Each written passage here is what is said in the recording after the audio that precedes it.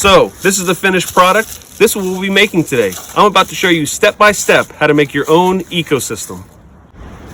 Hey guys, we're back again. Today we're going to be making our own ecosystems. Now let's think, what is an ecosystem? An ecosystem is the interaction between the physical environment and the community. So wait a minute, let's break that down even more. So when I mean physical environment, I'm talking about abiotic factors, non-living factors, such as these. So, rocks are abiotic. The dirt in the ground is abiotic. The water and the air. Now let's talk about a community. A community is all the populations living together. We can break that down even further. So kids, everybody out there lives in a community. You live in a community of humans, Homo sapiens. You might have some cats, dogs, trees, grass, all different types of plants, worms, and other critters. Okay, so again, let's recap. An ecosystem is the interaction between those two things, the abiotic or non-living factors, physical environment, and the community. All populations living together. Now I'm going to show you step by step how to make our own self-sustaining ecosystem. Self-sustaining means that it needs little to no help from humans. However, in this case, it's going to need a little bit of help because we're going to have to water this periodically so the plants don't die. Okay, first step, you want to put a layer of rocks, also known as our abiotic factors. So you want to put these in there. If some dirt gets in there, that's fine. You just want to keep adding, get a nice layer. You have about 1 inch to 2 inches. I think that should be sufficient. Now that we have our first step done, we put our rocks at the bottom. Second step, we're going to add some of our soil and our plants. Now, if you notice here, we're going to be using a nice moss, which is not a vascular plant, it's a non-vascular plant. So that means it doesn't have those specialized tubes within to carry nutrients up and down, also known as the xylem and the phloem.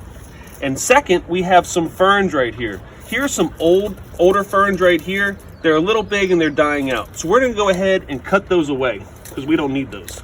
Okay, so now that we have the plants and the soil we have, we're going to go ahead and take that out of the ground. Leah, can I have the shovel? So when you do this, make sure you're not just skimming off the top. You really want to get in there and try to get the biggest chunk you can so we can have those established roots in there. So we pull this off. Now we have it. That's a little big for this. So we're going to have to do some trimming. Before we go any farther, I forgot. Safety first. Always protect your eyes. Okay, so now that we have our fern, our soil, and our moss, now we can start putting this together. So first step is let's get a little bit more soil and we can dump this in our ecosystem. Now you might be wondering, why did we put rocks down first? I'll tell you. When you put the rocks down and we put the soil there, when we water it, it's not gonna flood the system. Whatever's not used, the water is gonna go to the bottom and eventually be absorbed into the root system of the ferns. So let's keep adding some dirt.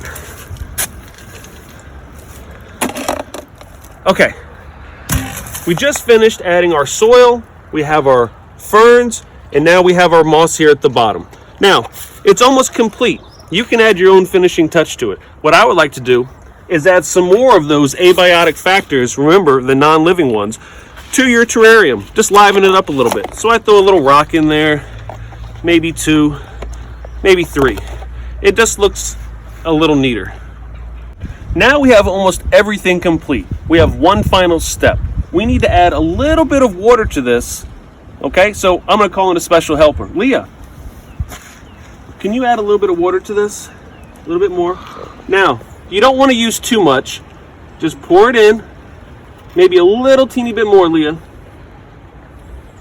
Good. Now, we're pretty much done. So all you have to do now, every, I would say, 2 to 3 days, give it a little teeny dose of water, maybe 1/8 of a cup. Or if you want, you can put an ice cube in there and it will slowly melt and release. So again, every, I would say no more than 3 days, give your terrarium some water and watch it grow. So here you have our finished product. So let's recap again what an ecosystem is. An ecosystem is the interaction between the living things, the communities, and the non-living things, or abiotic factors such as rocks, dirt, water, and air. Please like and share the video to help educate others.